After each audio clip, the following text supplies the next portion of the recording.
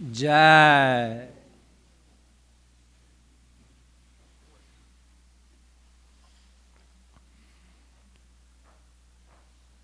Mannatha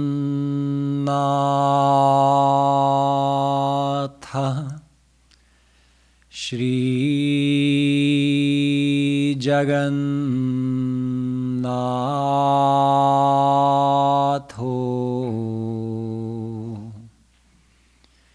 Madguru Shri Jagadguru Madatma Sarvabhutatma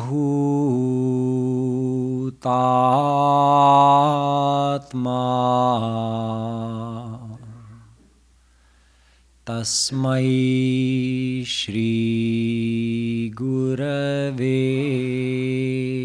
Namaha Vyadhasya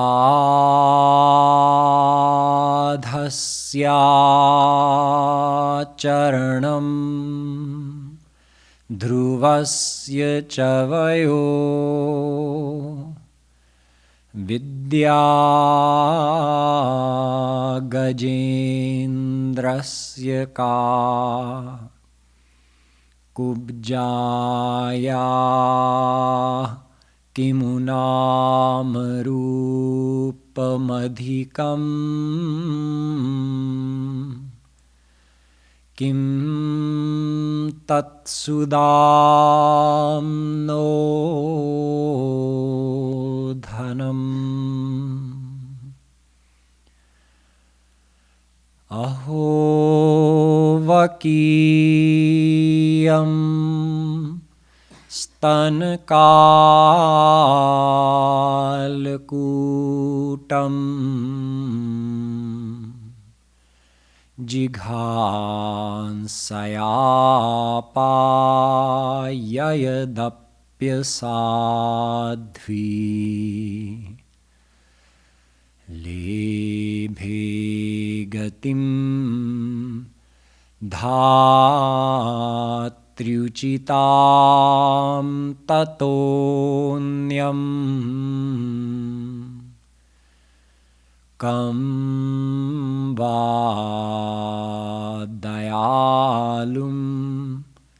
sharanam vrajema Yo brahmanam vidadhati purvam Yo vai vedanscha prahinoti tasmai Tagmang ha devamatma buddhi prakasham Mumukchurvai sharanamaham prapadye.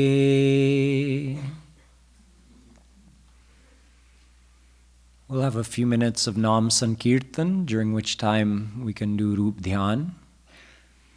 Govinda, Govinda, Gopal, Radhe Krishna.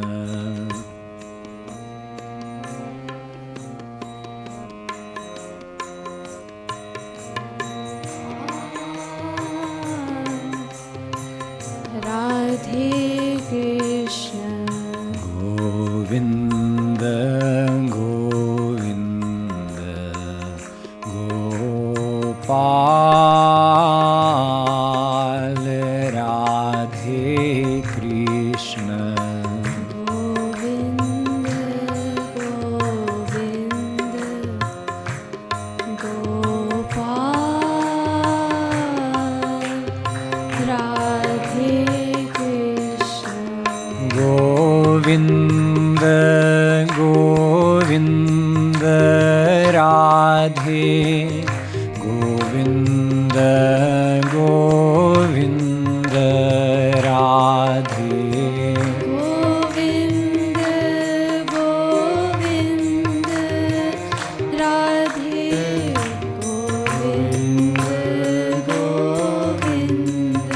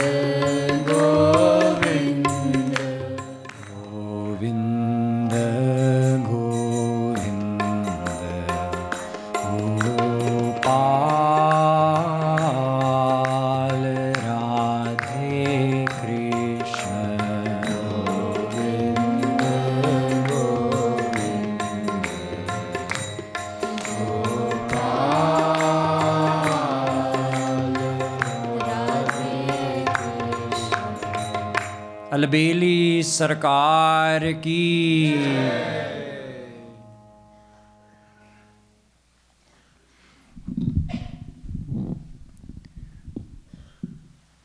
Continuing where we left off yesterday, examining the 26 character virtues which Sri Krishna enumerates in the 16th chapter of the Gita, we'll look at 7 more of these characteristics tonight. Last night I explained to you that Sattva Gun is one of the 3 qualities of Maya. Maya is the cosmic power that has taken the form of this universe with the will of God.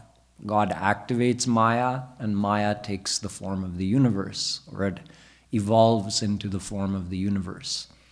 Everything in the universe is made of Maya, but God is beyond Maya, and souls are also not made of Maya. Souls are divine, and thus related to God. But everything else is made of Maya, all the physical things and even our mind. So our body and mind are made of Maya, but our true self, the soul, is divine.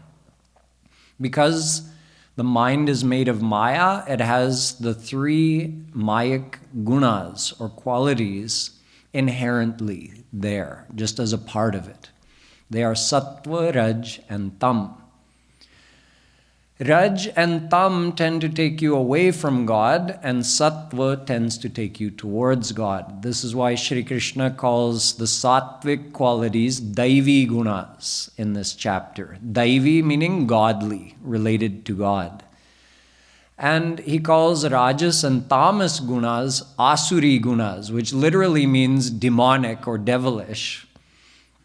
Although Rajas gunas may not seem that bad on the surface, but they tend to take us away from God, which can end up leading towards even worse, the development of even worse qualities in our mind. So both Rajas and Tamas qualities are considered Asuri gunas in this chapter. So the first guna we looked at, meaning the first Daivi guna, godly virtue that one could develop in their personality, was Sattva Sanshuddhi, developing this sattvic guna in the mind through good actions, good thoughts, through devotion to God, through sattvic ahar, sattvic food, meaning healthy vegetarian food. We can develop the sattvic quality in our mind.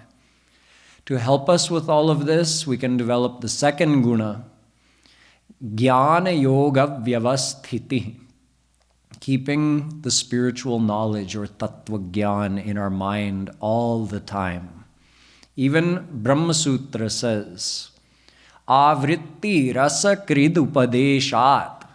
We have to listen to the philosophy again and again, the same basic philosophy, just to understand that I am the soul. I am not this body. This body is temporary and everything related to it is temporary. God is divine and permanent and He's eternally mine. So I truly belong to Him. My perfect happiness can only be found when I meet Him. No amount of material possessions or even material love can give the soul perfect happiness. This basic knowledge has to be listened to and reviewed in the mind again and again. Otherwise, tattva vismaranad bhekivat, we forget immediately. It goes in one ear and out the other. So Shri Krishna also mentions a third guna, swadhyay, that we should study this philosophy, listen to lectures about this philosophy, read the philosophy, and keep the philosophy fresh in our mind so that we can keep developing these positive qualities in our mind. The fourth guna was abhayam, being fearless. I also told you that these qualities develop automatically as a person progresses on the path of bhakti, because true bhakti means attaching your mind to God. And if your mind is attached to God, it's getting purified.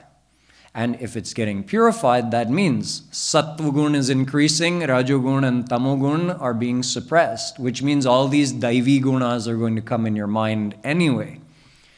So you can keep all these virtues in your mind, meaning think of them from two different perspectives. One as a landmark, that if you notice they're developing, it means you're gaining progress on the path of bhakti.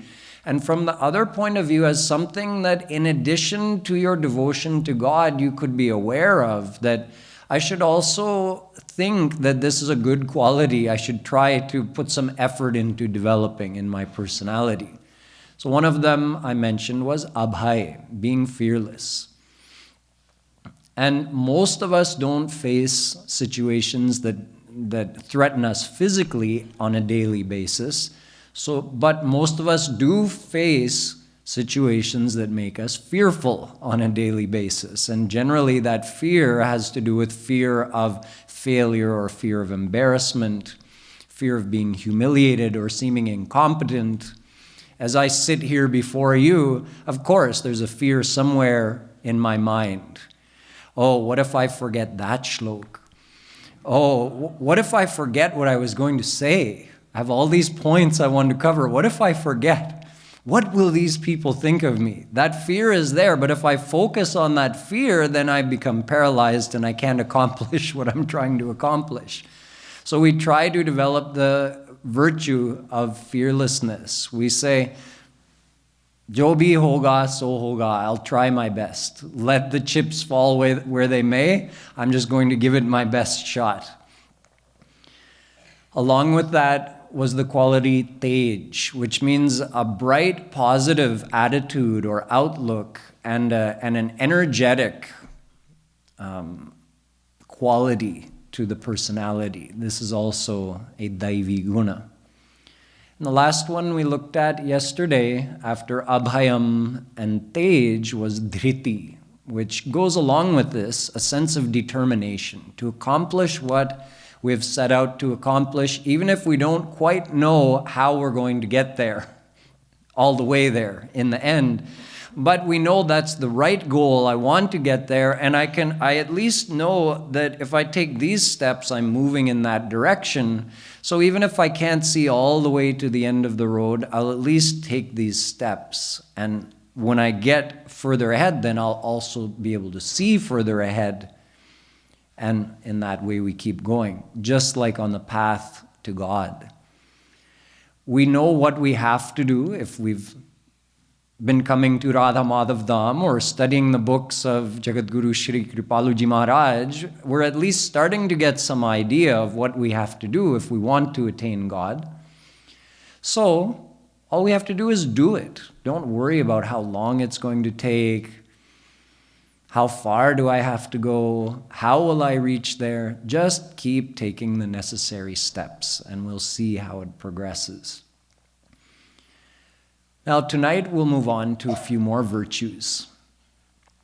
The first one, well, let me see if I can remember one more of these shloks from the 16th chapter.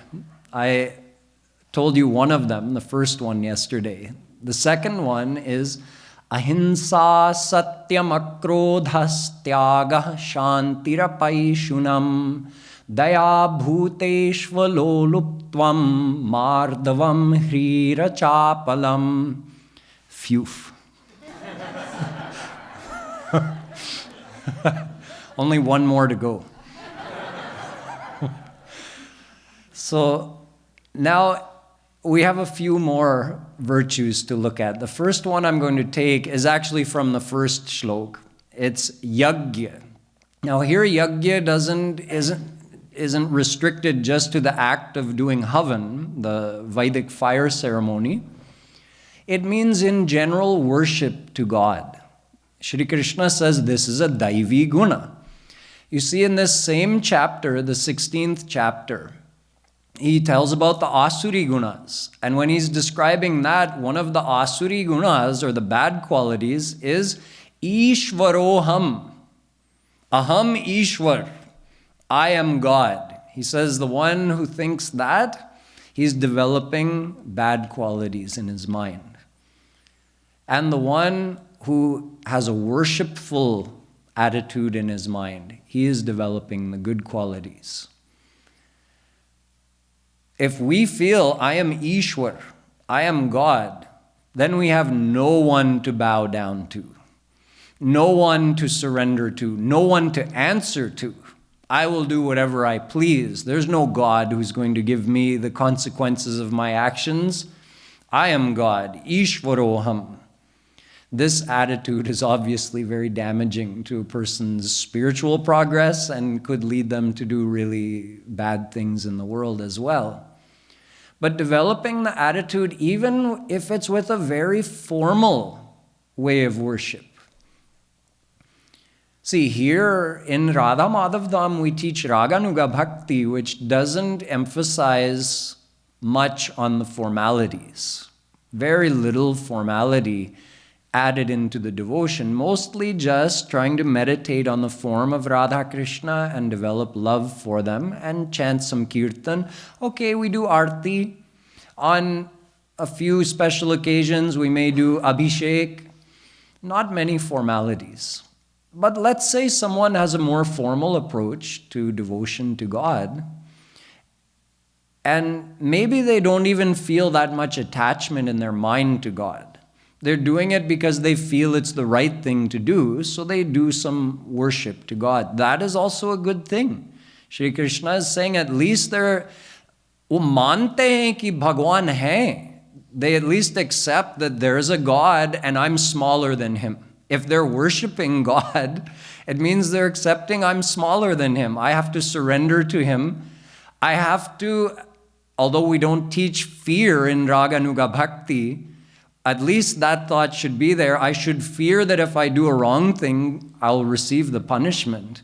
So that feeling of humbleness is there. At least that much is there if a person is worshiping God. Even if it's a pure formality and there's no inner attachment, at least they have the feeling of humbleness and surrender before God as they're worshiping Him.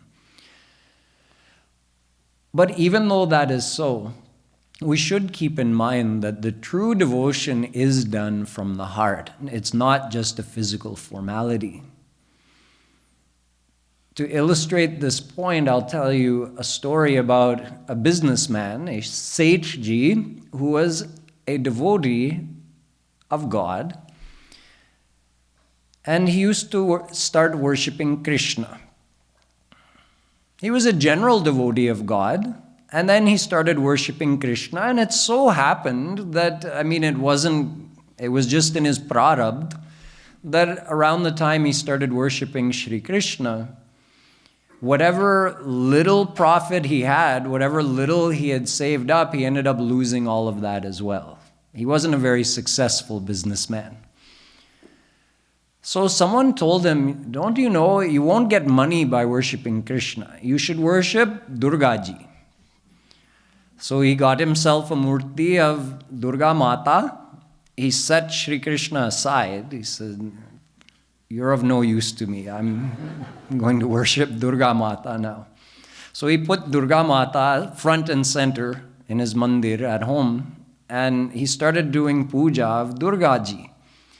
He lit some incense and he was going like this, and there happened to be a little breeze that was taking that incense towards Shri Krishna, who's over there, as going towards his face. He says, you're even going to take this from me? No, I will not have it. He went and got some rui, some cotton ball, and he stuffed it in the nostrils of Shri Krishna's murti. Shri Krishna appeared before him. The Sethji says, why have you come now? I worshipped you for so long. All you did was take all my money. You've come to me now? He said, yes, because now's the first time you've ever had faith in me. That Sethji, he really believed this is Shri Krishna and he's stealing this agarbatti. First he took all my money, now he's taking my agarbatti. But that feeling of faith, that this is not just a murti, this really is Shri Krishna. He had that much faith that Shri Krishna had to appear before him. So that's the true form of worship. But even if we're not at that level of faith, and even if someone is doing it as a formality, it's still a good start. It will develop positive qualities in the mind. The next quality we'll look at is shauch. Shauch means cleanliness.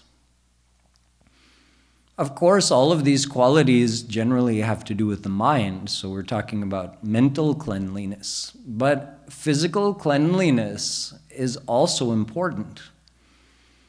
Someone may say, oh, what does it matter? I'll let my room or my house, or wherever I live, just become completely dirty, leave all my dirty clothes everywhere, never do the dishes. Doesn't matter. Bhagwan is in here.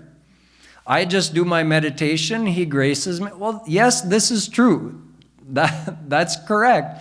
But the thing is, you don't remain in your meditation 24 hours a day. You also live in your house, you spend time in your room, and your environment affects you.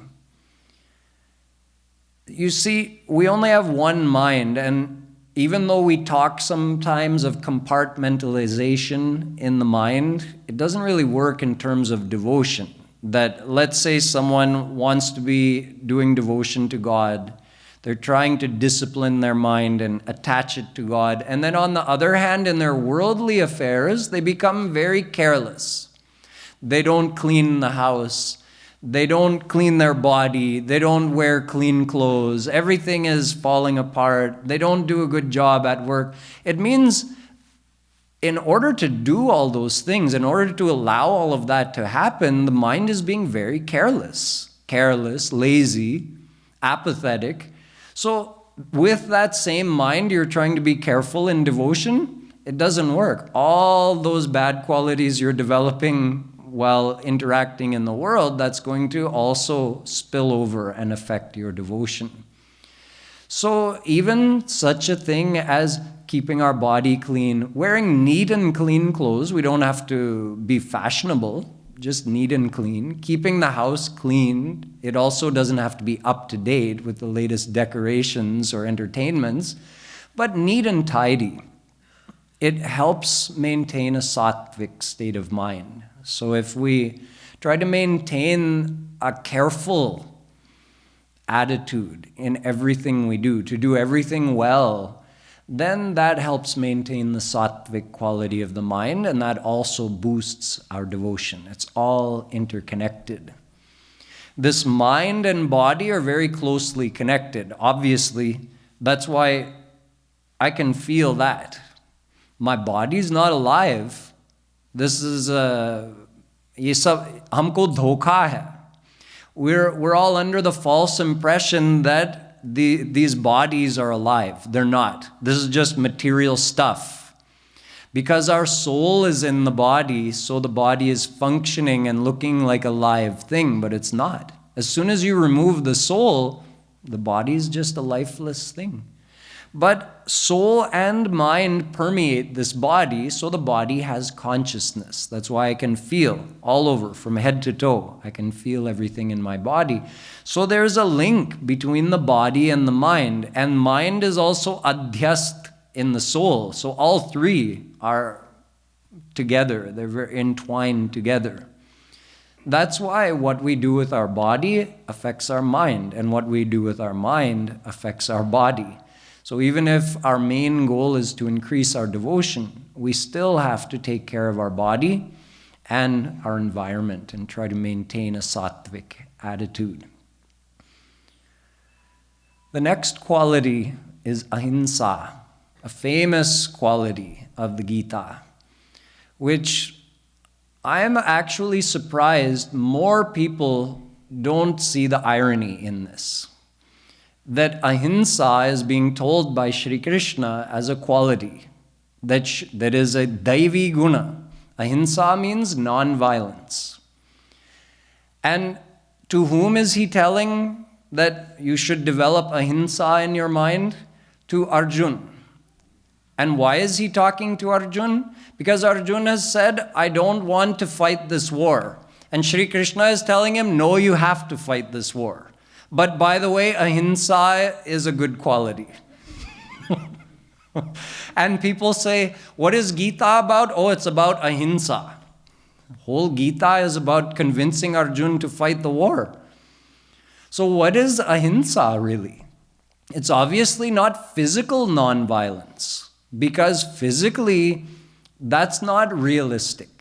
To think that in this world where sattva, raj, tam resides in everybody's mind, and some people have developed sattva gun, but others have developed rajogun and tamogun, they've developed the bad qualities of their mind. So those types of people are going to use what power they have to oppress others, break the law, take what they can, however they can, in such a world where you have good and bad qualities in everybody's mind, and you have people who have developed the bad qualities or the good qualities, you can't expect to live a purely peaceful life and just say, no, nobody should ever use physical force against anyone. It's not realistic. If someone is going to break the law, someone else has to uphold the law. And if the person breaking the law is going to use physical force to do so, then the person upholding the law also has to match that physical force in order to uphold the law, or stop them from breaking the law, or put them in jail or something. So Arjun's position was like this. He was like a modern day police officer. In those days, that was his role in the society, to uphold the laws of Dharma. And Duryodhan and his family, they were breaking the laws repeatedly, openly, and they wouldn't listen to any kind of reason. They tried rationalizing with them, bargaining with them, threatening them. They tried all the different ways, bribing them, meaning giving them some incentive. Okay, if you stop doing this, then we'll give you that. Nothing worked. Duryodhana said, you want anything from me, you have to fight me. I won't give you even one needle point of land. So then, when all other options have been exhausted, if the police officer has exhausted all the non-violent options, hey, thief, stop. And the thief says, I'll do whatever I want. Stop, I'm pulling out my gun. And the thief says, I don't care. And the police officer says, oh well, puts his gun away and goes home. He didn't listen to me. Then that police officer will get thrown in jail, won't he? So there comes a point where the use of physical force becomes necessary. It's not the first option. It's not the desire of the police officer that I should be able to use physical force today, but it's a last resort that has to be used if necessary. So Arjuna was in this position. Like it or not, he was going to have to fight this war if he was going to do the right thing. Not all wars are so cut and dried. Many wars are much more morally ambiguous than the Mahabharata was. The Mahabharata was very easy to see. This was right, this was wrong. Arjuna was on the right side. So if he walked away, it was going to be the wrong thing. This is why Shri Krishna was telling him, no, you have to fight this war. You're going to set a terrible example for the world, for one thing, walking away from your duty. And for another thing, well, it's a big, long explanation. I'm not going to go into it now. The main point being that ahimsa does not just mean physical nonviolence. It means mentally not wishing harm to another, but still doing what you have to according to the situation. Arjuna successfully fought the war and maintained the quality of ahimsa, because he didn't hate anybody on that battlefield. He didn't desire to kill anybody on that battlefield, but according to the situation, he acted how he had to. So this is ahimsa. It means internal non-violence, not wishing violence upon anyone, not wishing to have to use physical force against anyone, but still, according to the reality of the situation, acting appropriately. The fourth virtue we're looking at tonight is called Madhavam. This means, in Hindi, you would say komalata, softness, like being soft-hearted, being gentle, being kind. This again doesn't mean that in every situation you have to be soft on the outside, that you just let people do whatever they want all the time. That's not what it means. It means from inside we should be soft-hearted. When we're talking to another person, we should think, if Shri Krishna was sitting right here beside me, if he were in the room with me, how would I be speaking right now? Imagine how that would change our actions. How would that change the way we behave with others if we just remembered that one thing? I said it as an if, right? If Shri Krishna were here with me, how would I be talking? It's not an if, it's a fact. He is here. It's just that we forget it. So this gentleness comes to whatever extent we remember God is here. Then it's automatic. If you remember God, Shri Krishna is here. He's also in the heart of the person I'm talking to. So we should use our strength of mind to be soft by remembering that God is with us. This is a virtue that Shri Krishna mentions, Madhavam.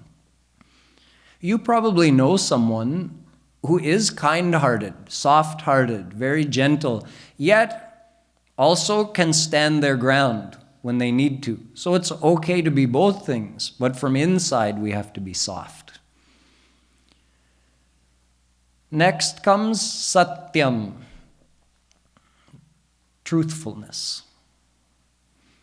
This is an obvious one, but it also has to be understood correctly.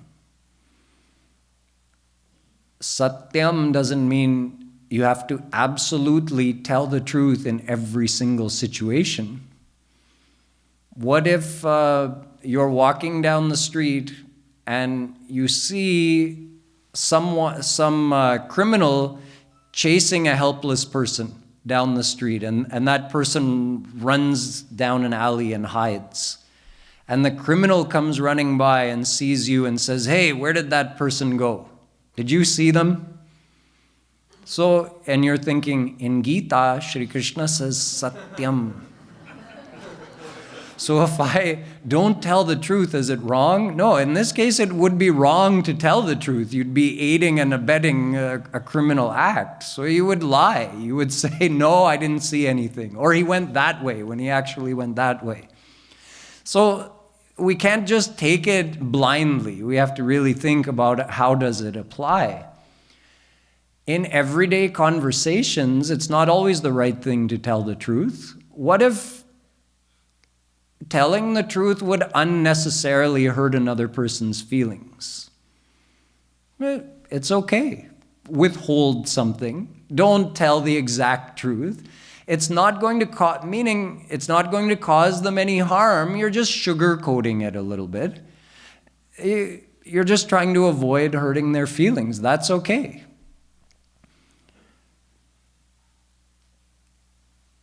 Where you have to be careful is when we cross the line into breaking this satyam in order to get some kind of benefit for ourselves. For our own benefit, telling a lie. Then we've crossed the line. Then we're entering the area where we're going to start receiving bad karma, bad results for such things. Like not admitting a mistake. What's our first reaction when we've done something wrong and someone else points it out? Nahi to? Me? No way. Then we start thinking of excuses. Oh no, it was because of this, it was because of that. The fact is, it was our mistake and nobody else's. We start making up all kinds of stories. It's our natural reaction. From the time we were little kids, that's been our natural inclination to do that. So it's something we have to break. It's like a discipline. We have to discipline ourselves to be brave, be fearless, accept the mistake. The mistake is already done. Why exacerbate it further? I mean, karmically speaking, even if you tell the lie and get away with the mistake and nobody knows about it, you think, bach gaye. You think you got away with it, but you didn't. You now redoubled your karmic consequences. Now, in addition to the mistake you did, now you also told a lie to cover up that mistake, and it just keeps compounding. Usually when you tell one lie, it leads to having to tell another lie to cover up the first lie. There was a little jingle that we learned when we were kids. Tell one lie, it leads to another, and it keeps going on and on. So, and this is the fact. We even get caught in that as adults. We do, and it's embarrassing because you think back to when you were a kid. Oh my God, that happened to me when I was a little kid. Here I am, a full-grown adult, and I'm doing it again. So we should just be brave, accept our mistake, take the embarrassment or whatever it is, because we know in the long run, karmically speaking, we don't want to be held responsible for all the falsehoods that we might have to develop in order to cover that up. And of course, we don't want to tell a lie to take advantage of someone else. So this is how it's applied. You have to think, how is it practically applied? Doesn't mean absolute truth in every situation, but don't break the truth. Don't be dishonest in order to get personal gain, or in order to cover up something, or to make yourself look better than you actually are. But if it's to avoid hurting someone's feelings, as long as it doesn't create a bad situation, it's fine. Okay, after Satyam, we'll look at a couple more virtues. Hri. Hri means modesty. This is a virtue which is, as far as mainstream American media goes, it's the exact opposite. You could say, if you ask mainstream American media, Hri is like an asuri guna. In other words, everything you see in print, in movies, on TV, in every possible media, billboards, everything is the opposite of modesty. Modesty means, for instance, physical modesty, covering your body. Why do we feel a need to show our body? I don't know, but it's like part of the culture now. If you don't do it, there's something people think, what's wrong with you? Are you from the 1950s or something? I mean, you're covering your whole body. But Shri Krishna is saying, no, this modesty is a good quality. It's a sattvic quality of the mind. It maintains a positive attitude in your mind. So physical modesty, just behavioral modesty, meaning, again, according to American culture, we should be very outgoing, forceful, loud. Hey, there's certain situations where that's probably an asset, but not as a general character. Why do we have to be the center of attention all the time? Oh, Shri Krishna is teaching us that actually being more introverted is a sattvic quality. It's okay to be friendly and personable and relate well to others, but that desire to always be the center of attention, to be noticed, to be the one in the room that everybody else is looking at. This is a very highly regarded thing in our Western culture, but it's the exact opposite in the Gita. Shri Krishna is saying, make yourself small. Make yourself be introverted, think of God, be helpful to others, think what you can do to make someone else feel good instead of thinking about how we can just promote ourselves or make ourselves noticed.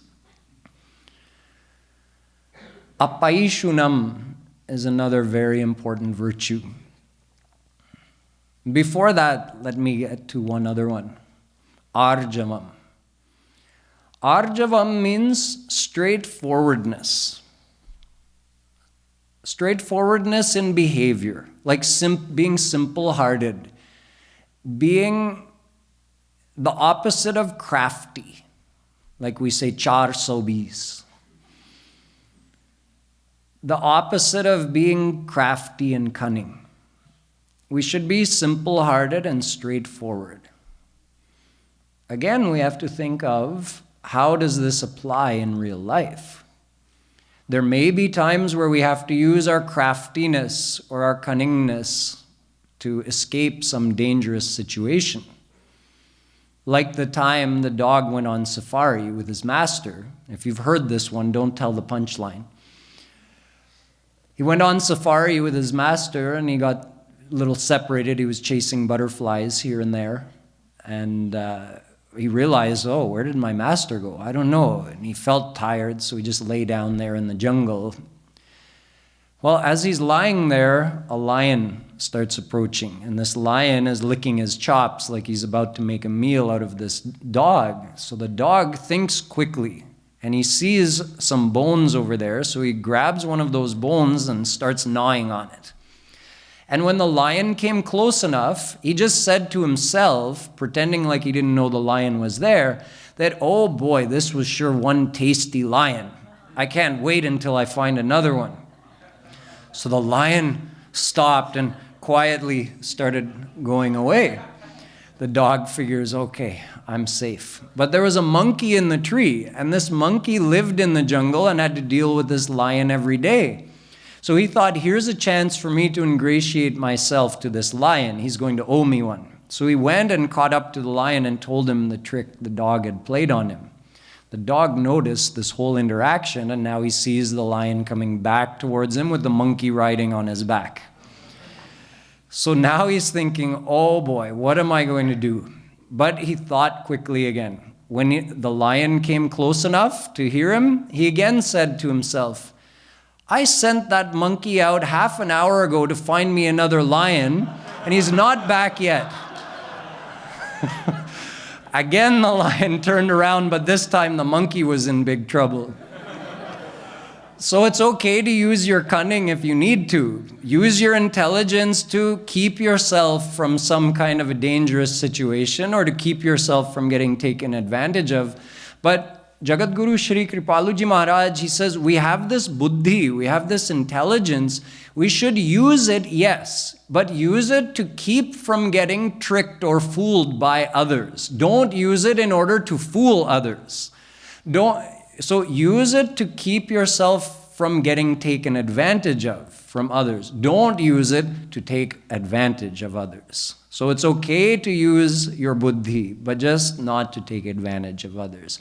As much as possible, we should behave in a very straightforward and simple way. Bhagwan himself says, Saral swabhav naman kutilai. He says, I like saral swabhav. Swabhav means your nature, and saral means simple. Naman kutilai. Kutilai means teda, like that. I don't like when someone is very manipulative and cunning in their heart. Purusha napunsak nari nar jiva chara char koi sarva bhav bhaj kapat taji mohi param priya soi.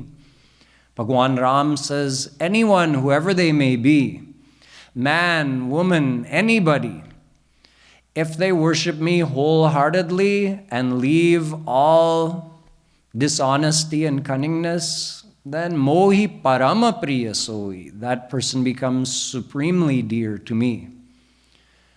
Niramal man jan so mohi pava, mohi kapat chhal chhidra na bhava.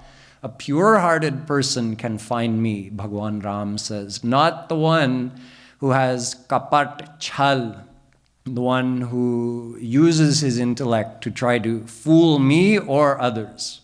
We try to fool God as well. We say, Tvameva mata chapita tvameva. It's a common prayer everybody says when they go to the temple, and it means, you alone are my mother. You alone are my father. Tvam eva means you only. Tu hi. But that's not the truth in our heart. In our heart, we are more attached to our family, our physical family, who are related to our physical body. So our heart tells the truth, that we love our family, but we're showing some formality to God. We're saying, like we say, paying lip service to Him. Just reciting a shlok, just, telling Him that I love you, but actually my heart only loves the world. So this is chhal, this is kapat. Bhagwan Ram says, Man kram bachan chhadi chaturai, bhajata hi kripa karat raghurai. From your man, from your mind, from your words, and from your physical actions, when you abandon all such dishonesty and craftiness and worship Him, then He immediately begins to grace you. So this is Arjavam. And the last one for tonight that we'll cover, a very important one, Apaishunam. Apaishunam means, in English you can say, non-gossiping and not causing a drama.